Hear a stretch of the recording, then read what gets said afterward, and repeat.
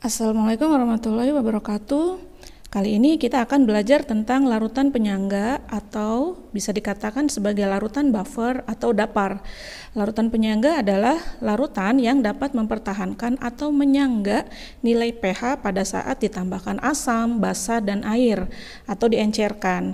Artinya kalau kalian punya larutan penyangga dengan pH 8 misalnya ya, maka ketika ditambahkan asam, pH-nya itu relatif tidak akan berubah.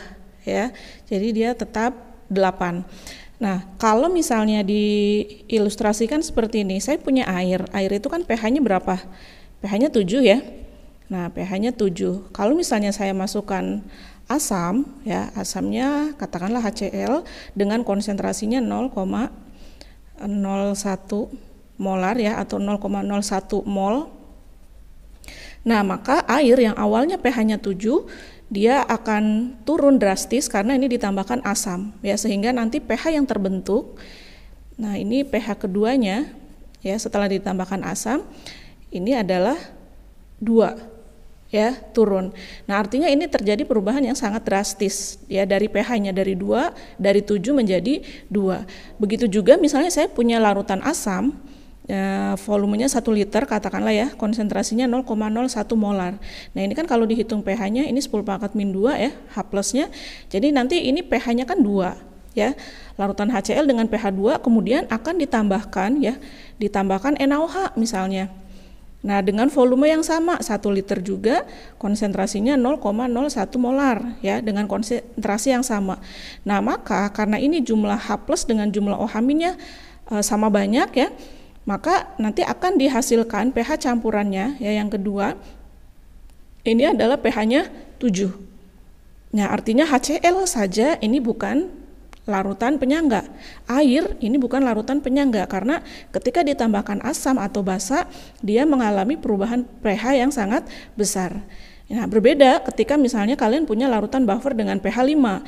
Ketika ditambahkan asam ya, ataupun ditambahkan basa, kalau ditambah asam itu kan harusnya pH-nya turun ya, dari 7 jadi 2. Kemudian kalau ditambahin basa jadinya kan naik ya, dari 2 ini jadi 7 misalnya ya, naik. Nah, tapi kalau larutan buffer, nah dia pH-nya ya relatif tetap gitu, jadi tetap 5 ya. Kemudian kalau misalnya ditambahin basa, nah kalau larutan yang lain pH-nya akan naik, kalau buffer dia pH-nya tetap ya, jadi pH 2-nya ya ini akan cenderung tetap gitu ya, dengan nilai 5. Nah, apa aja sih larutan buffer ini dalam kehidupan sehari-hari aplikasinya ya?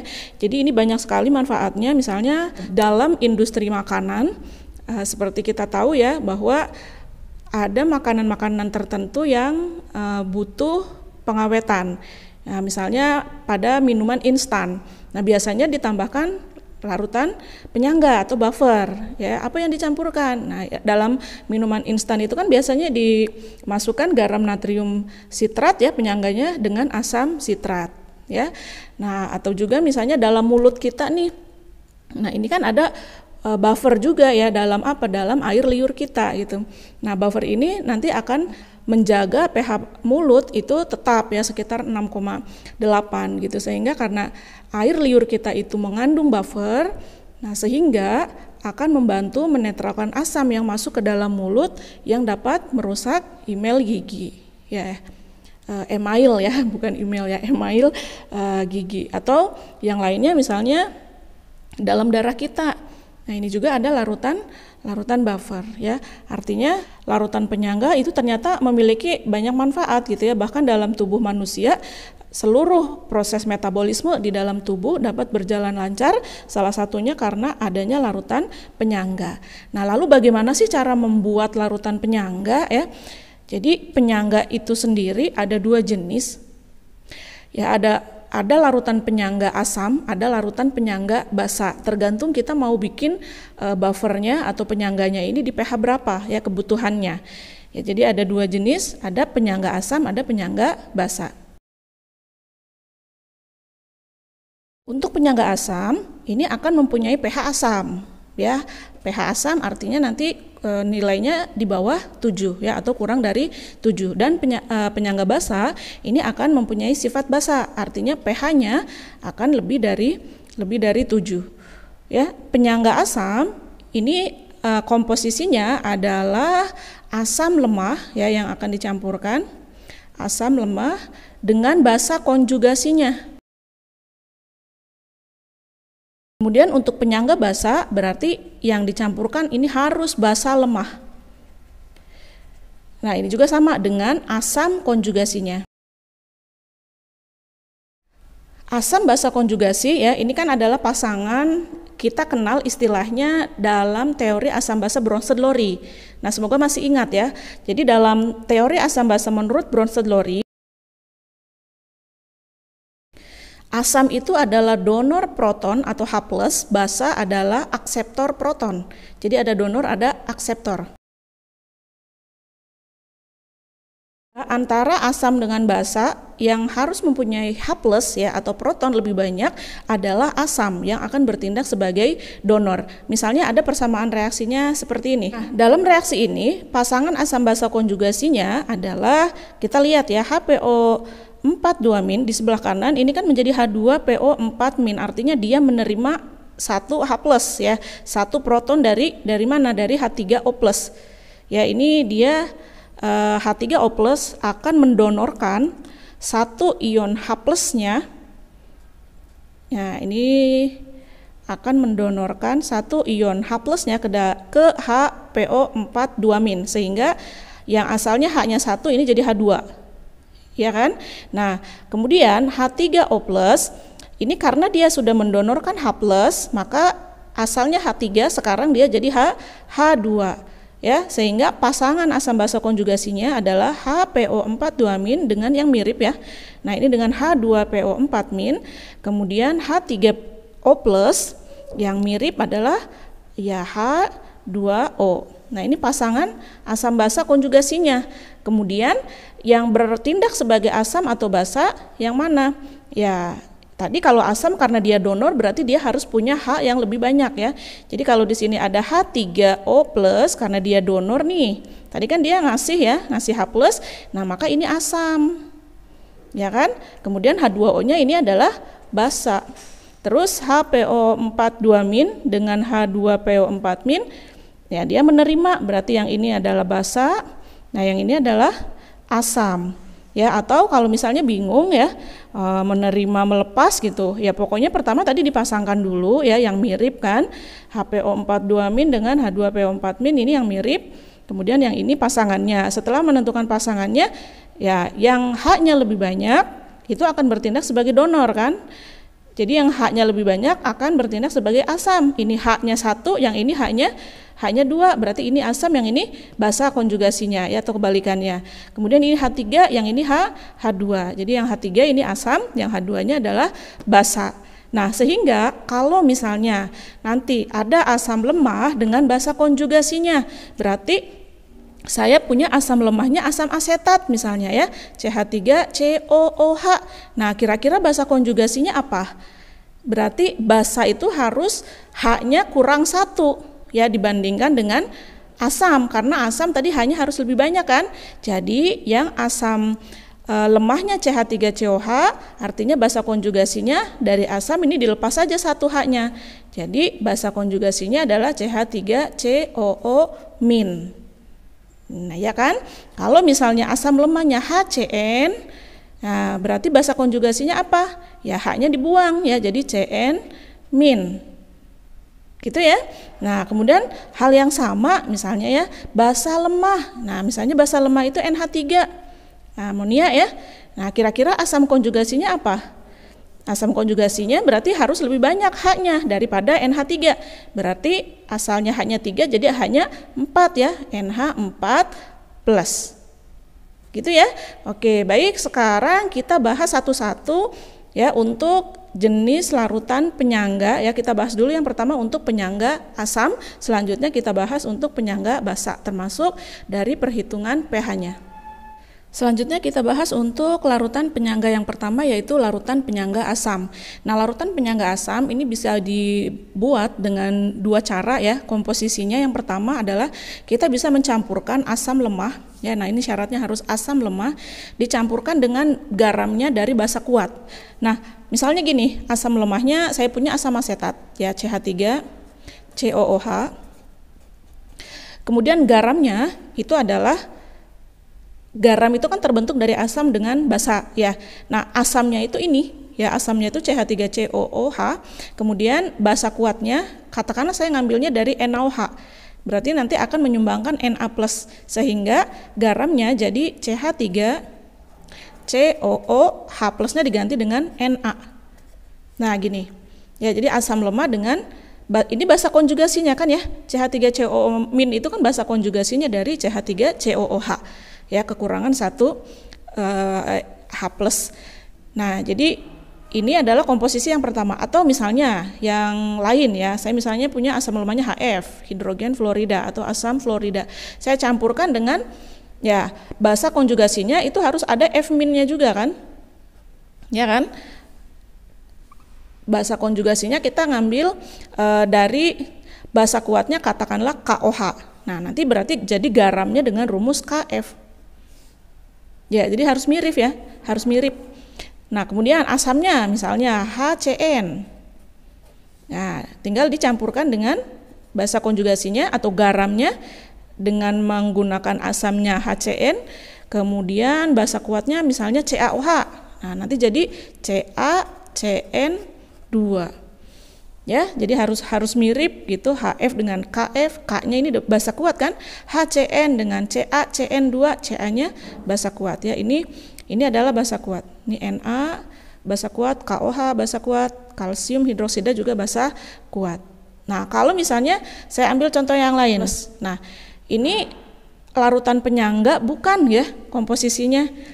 Jadi yang ini adalah bukan. Ya, kenapa bukan? Karena Al ini adalah basa lemah. Gitu. Jadi dia harus mirip ya, HCOOH dengan HCOO juga gitu ya. Tapi ini basanya ini harus basa kuat. Nah, jadi kalian ingat lagi tuh basa kuat dari golongan 1A dengan golongan 2A. Lina KRBCS, kemudian golongan 2-nya CaSRBA. Ya, itu yang bisa dipilih. Jadi kalau aluminium, nah ini dia masuk ke basa lemah. Jadi tidak bisa dibuat untuk larutan penyangga. Nah, itu komposisi yang pertama. Kemudian yang kedua, kalau kita nggak punya garam ya, karena kan tidak semua garam itu ada ya. Jadi kita bisa juga mereaksikan asam lemah. Jadi ini tetap prinsipnya harus menggunakan asam lemah kalau kita mau menggunakan kalau mau membuat penyangga asam. Jadi asam lemah direaksikan dengan basa kuat. Ya, tapi syaratnya ini asam lemahnya harus berlebih. Berlebih itu berarti nanti asam lemahnya sisa. Nah, basa kuatnya ini harus habis bereaksi. Ya, basa kuatnya harus habis bereaksi. Contoh, misalnya saya ambil asam lemahnya adalah masih asam asetat ya, CH3COOH. Volumenya yang dicampur misalnya 100 ml, kemudian konsentrasinya 0,1 molar. Kemudian saya reaksikan dengan basa kuatnya NaOH. Ya kan? Nah, karena ini mau berlebih ya, syaratnya itu kan asam lemahnya harus sisa, berarti kalau kita kalikan ya 100 ml dengan 0,1 molar kan jadinya 10 milimol. Ya kan? Nah, supaya NaOH ini habis, berarti dia harus lebih sedikit.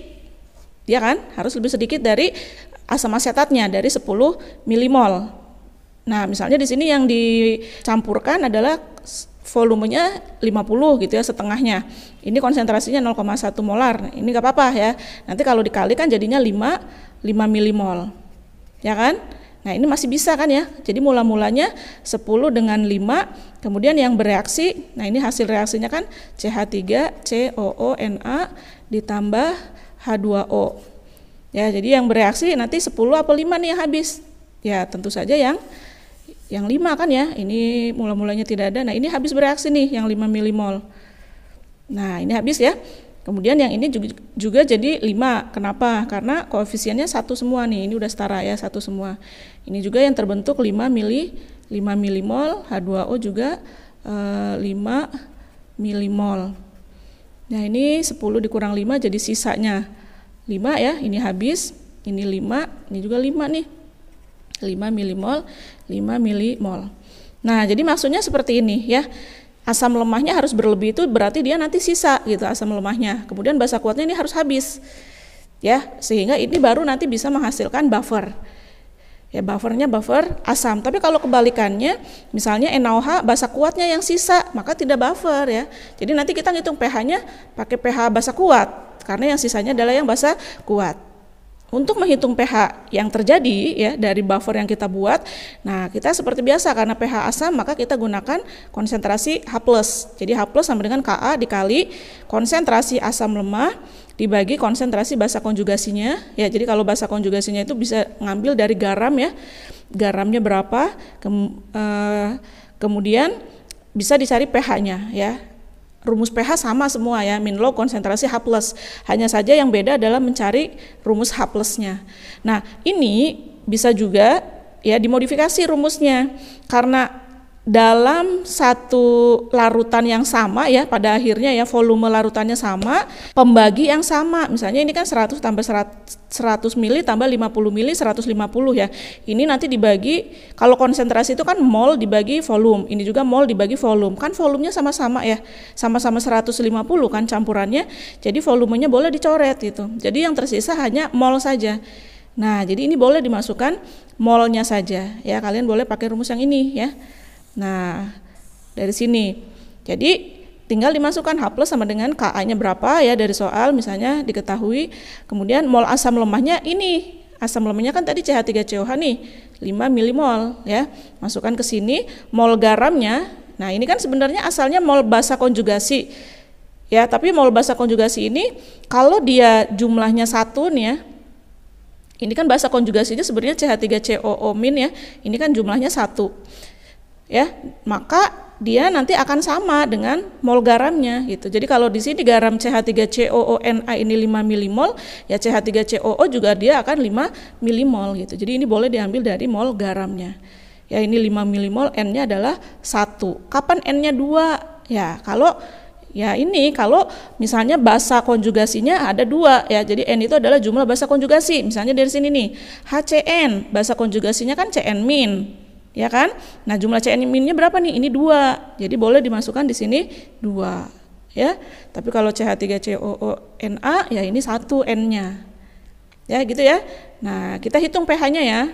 Oke, kita lihat contoh soal yang pertama untuk larutan penyangga asam. Ya, perhitungan soalnya. Oke, ini ada pertanyaannya, hitung pH campuran dari yang pertama 100 mili CH3COOH 0,1 molar ditambah dengan 50 mili NaOH 0,1 molar. Ka-nya diketahui di sini ada 1 kali 10 pangkat negatif 5. Baik, yang pertama kita tentukan dulu ya, apakah ini harus dibuat persamaan reaksinya atau tidak. Ya, kapan dibuat persamaan reaksinya? Kalau yang dicampurkan adalah asam dengan basa, maka dia akan bereaksi membentuk garam dan air. Oke, untuk soal yang pertama ini ada CH3COH ditambah dengan NaOH. CH3COH ini adalah asam, ya kan? Asamnya asam lemah ya. Kemudian tahu dari mana asam lemah? Nah, di sini disebutin ada data Ka-nya. Berarti dia asam lemah kan? Kemudian NaOH ini adalah basa. Ya, basanya adalah basa kuat. Nah, jadi kalau di sini asam dengan basa, maka ini wajib dibuat reaksinya. Ya, ini wajib dibuat reaksinya karena keduanya akan bereaksi. Ya, ini sebenarnya tadi soalnya seperti yang sudah dihitung ya sebelumnya. Nah, jadi ada CH3COOH ini ditambahkan dengan NaOH ya. Nah, ini yang selalu saya katakan bahwa penting sekali mahir ya membuat persamaan asam basa, persamaan reaksi asam basa. CH3COONA ya ditambah H2O akan menghasilkan garam dan air. Tinggal dikalikan ya. Ini 100 mili dikali dengan 0,1 molar. Jadi mula-mula bereaksi sisa. Ini jadi 10 milimol, kemudian NaOH-nya 50 mili dikali 0,1 molar. Nah, tadi kan dapat 50 milimol kan? Yang mana yang habis duluan? Ya tentu saja yang sedikit ya. Yang 50 nih yang habis. Kok 50 ya? Yang ini harusnya 5 ya, bukan 50 ya, mohon maaf ya.